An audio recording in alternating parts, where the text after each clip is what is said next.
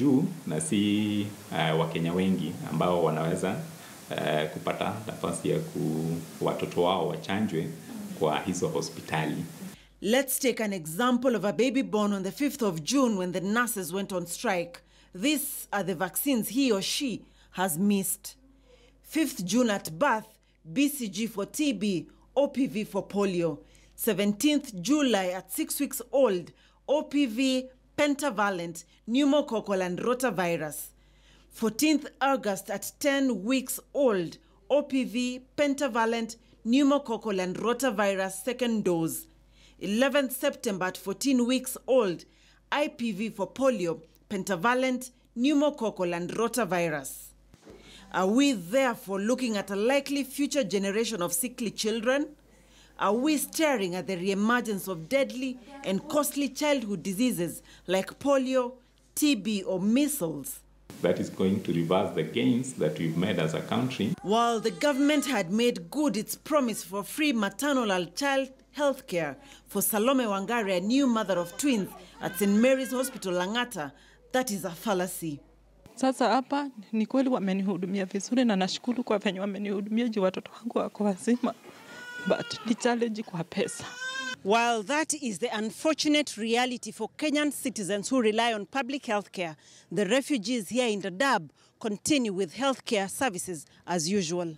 With a fully stocked drug store, the refugees here get timely health services from emergency care, both normal and cesarean deliveries, all outpatient and inpatient care that even local host communities benefit from.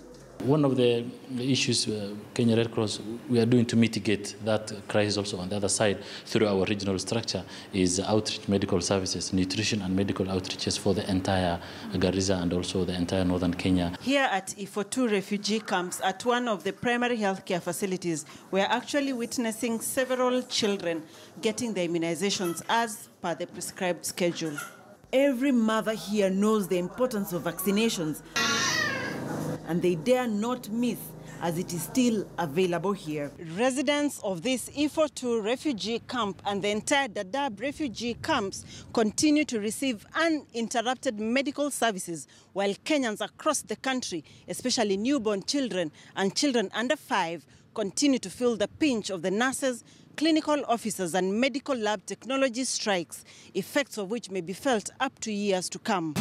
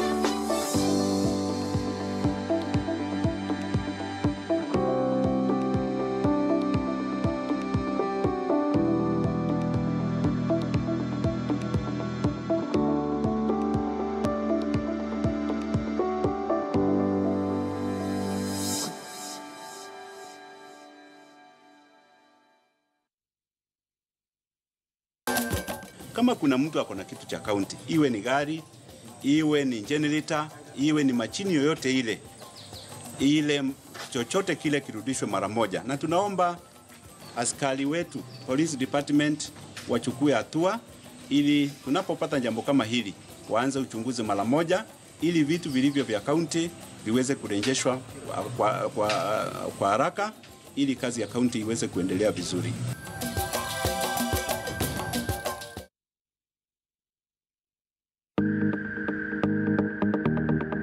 We begin before the sun rises in the city under the sun. Before your coffee hits the cup, we are at the scene of the big story.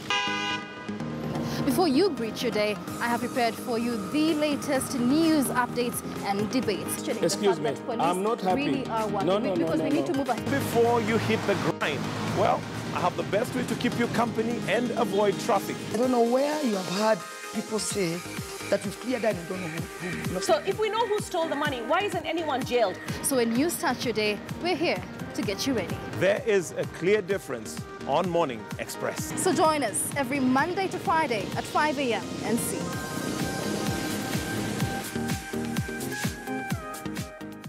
Watch KTN News round the clock on Signet Channel 32, DSTV Channel 274, GoTV Channel 94, Zuku Channel 14, and on Bamba TV Channel 2.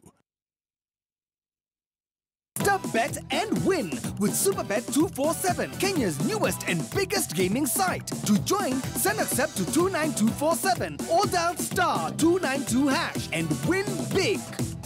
Terms and conditions apply. This is KTN News.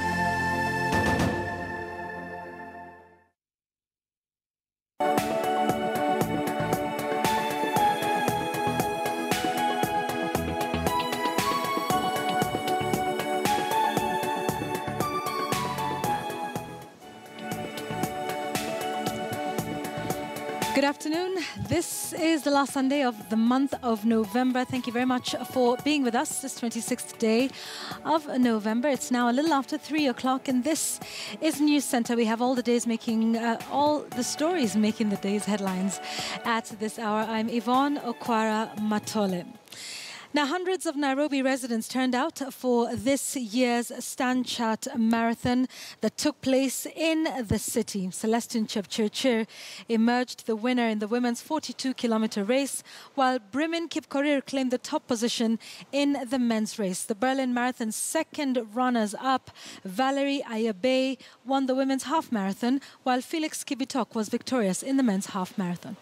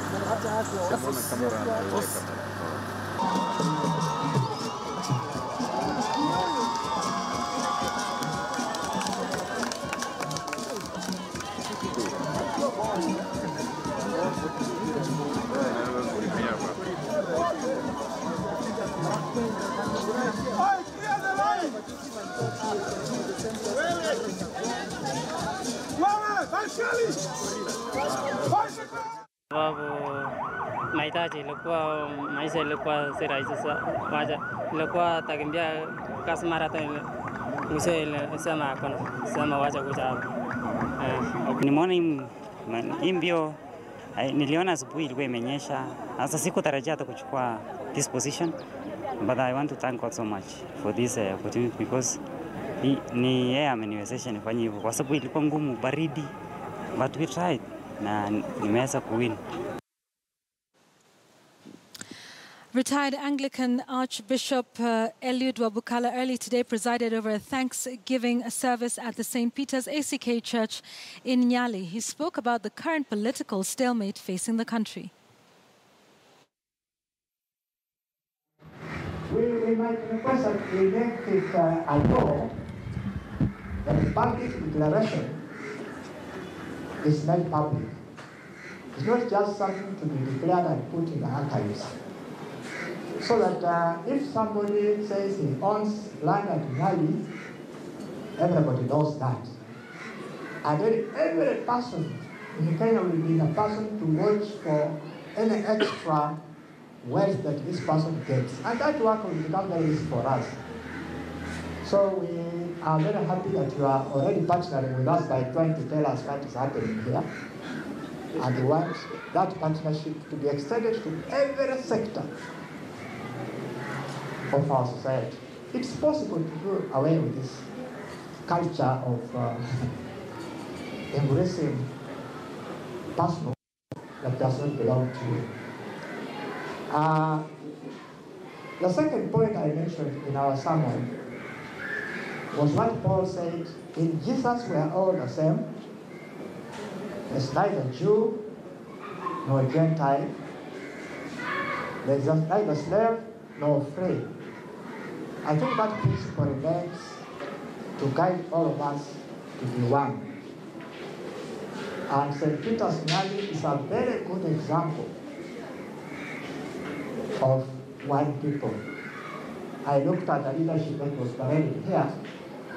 If you ask them to speak their languages, you may not hear each other. But they are all one because of Christ. And that's a wonderful opportunity to thank God for. That in Jesus Christ, all of us are one. A section of elected leaders from Laikipia are unhappy over remarks attributed to Senator Ephraim Maina, who allegedly said that Cabinet Secretary Mwangi Kiunjuri should not be reappointed to serve in the new cabinet. Good. Thank you very much. Thank you very much, great people. There are others joining. Thank you very much for coming on a Sunday afternoon that you got time to come. We are very grateful. This is the honorable members of the Parliament from Central Kenya or Mount Kenya region. And I'll do the statement in English, and then my colleague will do in Swahili. There will be one of us do in Kikuyu, and then one of us will receive on our behalf one or two questions. A court in Zimbabwe has ruled that the military takeover, which led to Robert Mugabe's dramatic ousting, was legal, raising concerns on Saturday about the rule of law under the country's new administration. A minister in Mugabe's last government also appeared in court on corruption charges after he was handcuffed and blindfolded, allegedly by soldiers, for 8 days before being handed over to the police. Ignatius Chombo, the last finance minister under Mugabe's government, appeared in court Saturday in Harare as the first Mugabe loyalist to face charges.